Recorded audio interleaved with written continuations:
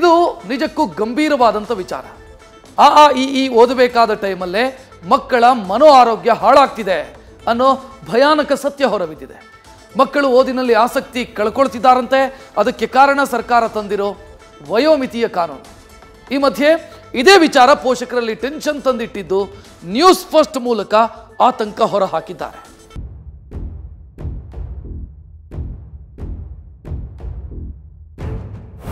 ಏನಾಯ್ತು? ನಿಮ್ಮ ಮಗು ಮಂಕಾಗಿದೆ? ಡಾಕ್ಟ್ರೇ, ನನ್ನ ಮಗ ಓದೋದೇ ಇಲ್ಲ. ಯಾವಾಗ್ಲೂ ಬೇಜಾರಿನಲ್ಲಿರ್ತಾನೆ. ಸ್ಕೂಲ್ ಹೋಗೋಕೆ ಅಳ್ತಾನೆ. ಒಬ್ಬೊಬ್ನೇ ಇರ್ತಾನೆ. ಡಾಕ್ಟ್ರೇ, ನನ್ನ ಮಗಳು ಓದಕ್ಕೆ ಇಂಟ್ರೆಸ್ಟ್ ತೋರಿಸ್ತಿಲ್ಲ. ನಿಜ, ಇತ್ತೀಚೆಗೆ ಈ ರೀತಿ ಸಮಸ್ಯೆ ಸಿಕ್ಕಾಪಟ್ಟೆ ಜಾಸ್ತಿ ಆಗ್ತಿದೆ. ಅದಕ್ಕೆ ಕಾರಣ ಸರ್ಕಾರ ತಂದಿರುವ ವಯೋಮಿತಿ ನಿಯಮ. ಈ ರೂಲ್ ಪ್ರಕಾರ ಮೊದಲನೇ ತರಗತಿಗೆ ನಿಮ್ಮ ಮಗುವಿನ ಅಡ್ಮಿಷನ್ ಮಾಡಬೇಕು ಅಂದ್ರೆ 6 ವರ್ಷ ವಯಸ್ಸು ಕಡ್ಡಾಯ. ಇದೇ ವಯೋಮಿತಿ ಗೊಂದಲದಿಂದ ಒಂದಲ್ಲ ಎರಡಲ್ಲ ರಾಜ್ಯದ 5 ರಿಂದ 6 ಲಕ್ಷ ವಿದ್ಯಾರ್ಥಿಗಳಿಗೆ ಸಮಸ್ಯೆ ಎದುರಾಗಿದೆ. ಆಲ್ಮೋಸ್ಟ್ 75% ಮಕ್ಕಳು ನೆಕ್ಸ್ಟ್ ಕ್ಲಾಸಿಗೆ ಮೂವ್ ಆನ್ ಆಗ್ತಾರೆ. ಕೆಲವು ಮಕ್ಕಳು ಮಾತ್ರ ಅದೇ ಕ್ಲಾಸಲ್ಲಿ ಉಳ್ಕೊತಾರೆ. ಆ ಮಕ್ಕಳಿಗೆ ಹೊಸದಾಗಿ ಫ್ರೆಂಡ್ಸ್ ಮಾಡ್ಕೊಳ್ಳೋಕ್ಕೆ, ಹೊಸದಾಗಿ ಅಡ್ಜಸ್ಟ್ ಆಗೋಕ್ಕೆ ಕಷ್ಟ ಆಗುತ್ತೆ. ಇನ್ನು ಬೇರೆ ಮಕ್ಕಳು ಈ ಥರ ರಿಪೀಟ್ ಆಗಿರೋ ಮಕ್ಕಳನ್ನ ಸ್ವಲ್ಪ ಬುಲಿ ಮಾಡೋದಿರ್ಬೋದು, ಅವ್ರನ್ನ ಸೇರಿಸ್ಕೊಳ್ದೇ ಇರೋದು, ಅವರನ್ನ ಒಂಥರ ಅವ್ರಿಗೆ ಲೆಫ್ಟ್ ಔಟ್ ಫೀಲಿಂಗ್ ಬರುತ್ತೆ. ಆವಾಗ ಅವ್ರಿಗೆ ಅಡ್ಜಸ್ಟ್ಮೆಂಟ್ ಕಷ್ಟ ಆಗುತ್ತೆ. ಅವ್ರ ಸೆಲ್ಫ್ ಕಾನ್ಫಿಡೆನ್ಸ್ ಕಮ್ಮಿ ಆಗ್ಬೋದು. ಅವ್ರಿಗೆ stigma, they may face isolation. ಅಷ್ಟೇ ಅಲ್ಲ, ಈ ವಯೋಮಿತಿ ಗೊಂದಲ ಸಂಬಂಧ ಮಕ್ಕಳ ಸಮಸ್ಯೆ ಬಗ್ಗೆ ಶಿಕ್ಷಣ ಸಚಿವರಿಗೆ ನಿಮಾನ್ಸ್ ವೈದ್ಯೆ ಡಾಕ್ಟರ್ ಸೌಮ್ಯಶ್ರೀ ಕೂಡ ಪತ್ರ ಬರೆದಿದ್ದಾರೆ. ಮನೋವೈದ್ಯರ ಬಳಿ ಬರ್ತಾ ಇರೋ ಮಕ್ಕಳ ಸಂಖ್ಯೆ ಡಬಲ್ ಆಗ್ತಿದ್ಯಂತೆ. ಅಷ್ಟಕ್ಕೂ ಅವರು ಫೇಸ್ ಮಾಡ್ತಿರೋ ಸಮಸ್ಯೆ ಏನು ಅಂದ್ರ,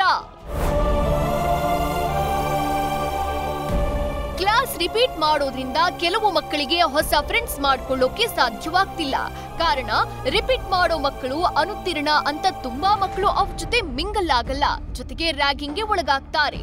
ಮಕ್ಕಳಿಗೆ ಲರ್ನಿಂಗ್ ಸಮಸ್ಯೆ ಕೂಡ ಆಗ್ತಿದೆ. ಯಾಕಂದ್ರೆ ಕ್ಲಾಸ್ ರಿಪೀಟ್ ಕೇಳೋದ್ರಿಂದ ಮಕ್ಕಳಿಗೆ ಓದೋಕೆ ಆಸಕ್ತಿ ಹೋಗುತ್ತೆ.